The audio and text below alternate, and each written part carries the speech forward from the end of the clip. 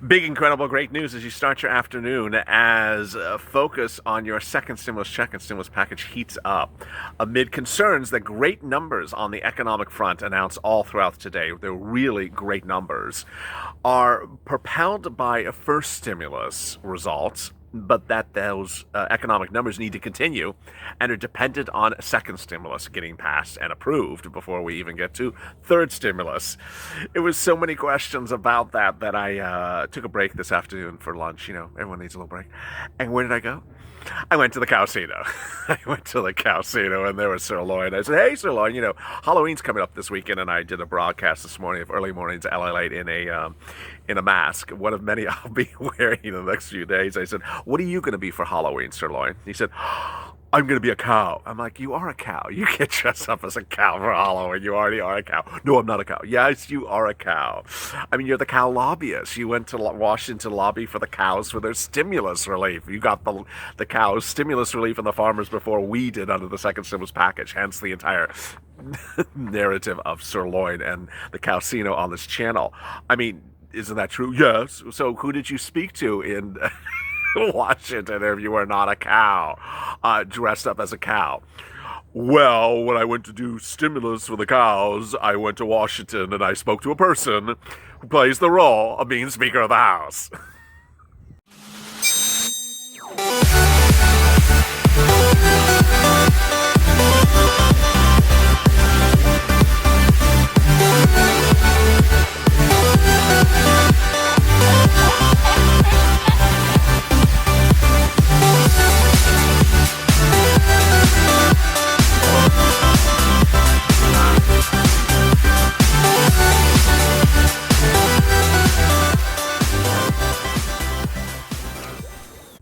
Hey, good afternoon, everybody. I'm here, you're here, and then everyone else is playing the role of someone that really are not. But the good thing is, I am really here on your afternoon. This is not an animatronic version of me. So I'm so glad you tuned in on a day in which we have incredible, great news across the board for your second stimulus check, your second stimulus package, your third stimulus check, your third stimulus package, and all those prior stimulus checks we have on the account balance due ledger that we keep on adding to. If you've not, go to the front of this channel, subscribe, so that you're part of this community, a community which I've called and created as the Purple Power. Be part of this incredible community that's pushing to get your stimulus, bigger stimulus, more stimulus, and faster stimulus, and understand the path to get the stimulus and get your feet financially on the ground. It's a great community. And also like this video. In this video on check, I will be going over incredible details just since early mornings and 28 and mornings as well. First, the races are tightening across the country, and so as amid the races are tightening, there's uncertainty and questions about who would actually get your stimulus, and I'll be explaining that as well. Second, the issue about second stimulus and third stimulus and first stimulus, I will be breaking it down for you, and why millions of Americans now understand that a watered-down stimulus package, even after the elections, won't carry us to the new year. Finally, next, economic indicators, all really great news, but they are all how would you say it, tailored or cautiously regarded, even though they're incredibly great, because they're based upon first stimulus package, and they're reason for the second. And finally, pandemic lockdowns. Why pandemic lockdowns will be really what you're going to hear over the next 7 days. And in the video right after this, as I continue afternoons LALATE, I will go over more about what the presidential candidates are saying about your lockdowns and your stimulus. That's coming up right after this video in less than 30 minutes, followed by McConnell versus Trump and Pelosi versus Mnuchin. All right, let's get to the breaking news. The breaking news as you sit here today is that the presidential and Senate races are too close to call. In fact, no one is able to really call them at this point. And while you may hear things about the popular vote for the presidential race, that really doesn't determine your stimulus. Ultimately, what determines your stimulus is the Senate. The ability of the GOP to retain control of the Senate, or the Democrats' attempt to obtain control of the Senate. This is not a new issue. Democrats tried to obtain control of the Senate when Barack Obama ran for president the first time. They did. A three-way sweep. Took the House, the Senate, and the presidency. But shortly thereafter, in midterm elections, they lost the Senate. And it has not been an easy battle for the Democrats to get the Senate. New details today suggest the races are just too close to call. Ultimately, what's important to understand if you're new to this channel is that for second stimulus to become law, three events must happen. First, it must pass the House. Second, it must pass the Senate. And third, it must pass the presidency. What's second important to understand is that the night after election night results are passed, none of those people who are currently in Washington leave. I mean, they may leave if they have another vacation, or they're going to casino, or, they're going on their Tahitian vacation again for the 11th hour. But they don't leave. They're not done with their posts. They don't leave until Inauguration Day. But the question is whether they're going to give you stimulus if someone else is coming in to replace them. And that's what's important to understand. Next, second stimulus and third stimulus. What's important to understand as we sit here today is that you're going to see a lot of economists in today's report, future reports, and tomorrow's report that are talking about, okay, these economic numbers are really good. I'm loving these economic numbers, yes. But they're all dependent upon first stimulus. Well, how about second and third stimulus? And as some people may say, why are we talking about third stimulus? I haven't got to my second stimulus. Because the economists and myself fully believe that you cannot trust Congress to give you stimulus after stimulus, that they may try to skip an entire round and then give you a watered-down version for 2 periods that may not cover this economy, your ability to survive the pandemic, or either. Let me explain what's going on. And I think the more that I explain this and break it down, the more that people are really happy to understand the situation. The situation is the following. The first stimulus package, which gave millions of Americans who are an adult but not a dependent a stimulus check, was in March. That stimulus package was supposed to cover you from March to May. Well, it sort of did, but didn't. Here's what happened. The first stimulus package was supposed to have 3 things. It ended up having 2 of the things, and one of them was watered down. Let me explain what happened. It was supposed to have a version of hazard pay, a version of unemployment assistance, and a version of a stimulus check for all Americans. What ended up happening was there was no hazard pay at all. The unemployment did occur. But then when you got to the stimulus check, it was watered down or didn't even exist at all. What happened? Well, the stimulus check was watered down for children. It wasn't a full stimulus check. And for adult dependents, my wonderful viewers who are on SSDI, SSI, Social Security, and Railroad benefits, didn't even get a stimulus check because they were sometimes a dependent on their son or daughter's tax return. So the first stimulus package didn't even get it right. Moreover, it didn't get it right the period of time. They were supposed to pay you stimulus checks for every month of a lockdown, March, April, May, and they ultimately only gave you 1 stimulus check at most for 3 months. That was the first stimulus package. After the first stimulus package, there were 2 other packages that don't concern you and me, and I don't talk about them on this channel. And the numbering of the whole numbers of packages confuses some people. Those next 2 packages, which don't concern you and me, were for big business. And guess what? They passed them right away because Congress loves big business, gave a lot of money to big business. When they came back to you, it was what was called the second stimulus package, which is where we're standing right now. And guess what? When they wrote it in May, it was to cover April, May, and a few months thereafter. Well, what happened was, as we sit here today, it still hasn't been passed. And guess what they're trying to do? They're trying to use this bill, which was written for the purposes of May, as a bill to potentially cover you from May to the middle of next year. I don't think so. Thank you. Note to self, I don't like that. No, we're not going to allow a second stimulus package that was supposed to be for April, May, and June, just a few months in the late spring, early summer, to suddenly be the bill that covers you all the way from May all the way to February or March of next year. No, honey, darling, no, we're not doing that. Now, what's important to understand is that the numbers they may try to use to sort of sway you to think, oh, it's so beautifully and big and luscious. No. If you're a new viewer to this channel, let me inform you that New analyst reports like Grant Thornton, Diane Swonk talk about if there was another $2 trillion stimulus package before the year end, the GDP could return to its prior level by second quarter, even if parts of the economy are fully not recovered. That's based upon the stimulus package for $2 trillion being appropriately separated with stimulus checks for you, FPUC for someone else, and hazard pay for someone else.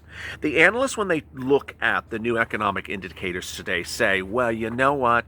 The reason why there's great new economic news today is because the first stimulus package hit a lot of parts of the economy and the people and their unemployment assistance. That it did. The first stimulus package did it quite well. And the new economic news today, categorically incredible. New jobless claims down to the lowest level since the pandemic started, the best level since March 14th, ostensibly the best level since day one of the pandemic. Absolutely incredible, less than a week before the elections. Second, the gross national product, which describes how big the economy is, the economy lost 33% when the pandemic hit and we went on lockdown. Today's numbers showed that the economy rebounded that same amount and an additional percentage point above it. So we're actually at a better level than we were before the pandemic hit. But economists say, well, that's what we're talking about, what happened before. You're talking about what really much deeper scars on the complexion of the labor market. If there was to be a $2 trillion stimulus package before the end of the year, GDP could return to its prior level by second quarter, even if parts of the economy not fully opened. What's unclear is how much a toll insurgents, cases, and hospitalizations will take on November and December. I've got GDP coming back fourth quarter to first quarter numbers, but it could well be dropped based upon what could happen later after. What's important is that you see the economists saying what I'm saying, which is, okay, the numbers through September look good, but as we face lockdowns, COVID-19 cases, hospitalization rise, ICU cases rising, then you're going to see a dip in all these numbers again. They're going to go down again. And the stimulus package from May doesn't cover that. The second stimulus package is not narrowly tailored enough for you to get through that. Under the second stimulus package, the Democrats want to give you one measly stimulus check. Really? No. The Republicans want to give you one measly stimulus check. No, thank you. Wait a second. We're talking about April till October, one stimulus check? No.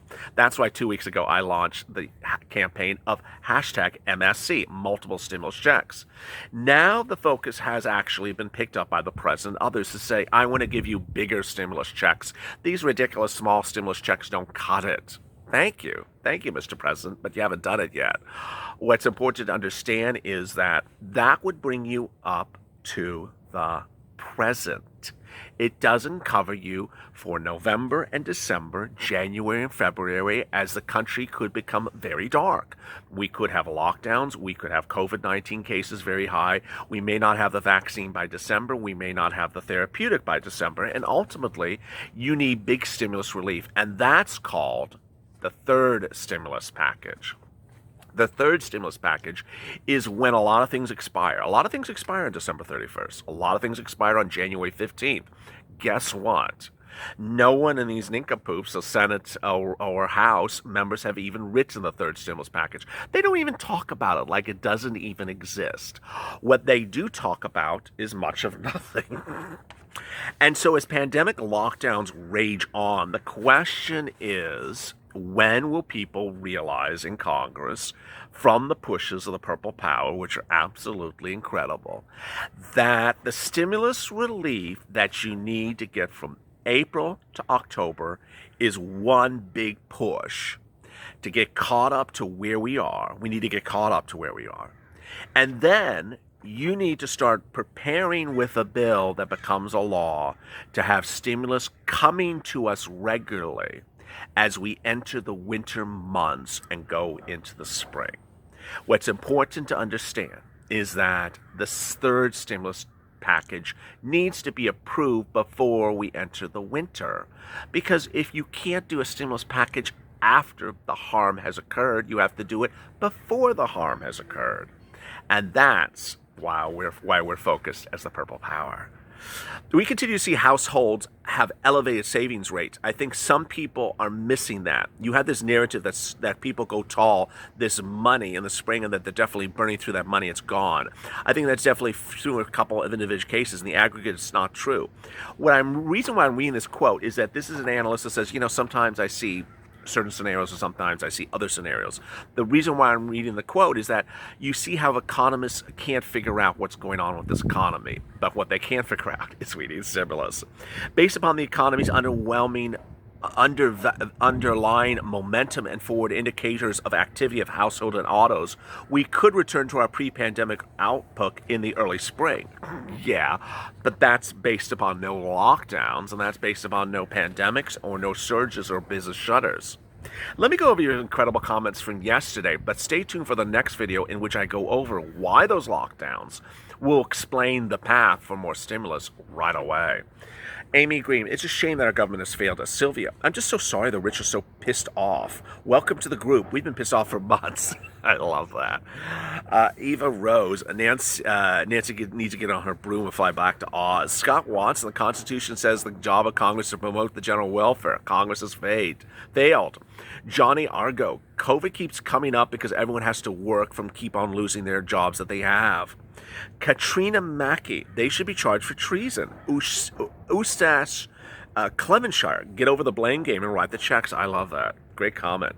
Carol Ann, welcome to Days of Our Stimulus, the young and the jobless. All my politicians, the bold and spineless. I love that. Jackie Busso, great comment, Carol Ann. They need to throw Nancy out of all this. Angela Roberts, our Congress should have been jailed for doing this. Michael Watts, Pelosi doesn't need her job, especially being Speaker of the House. Or as Sirloin said, well, the job that she sort of takes.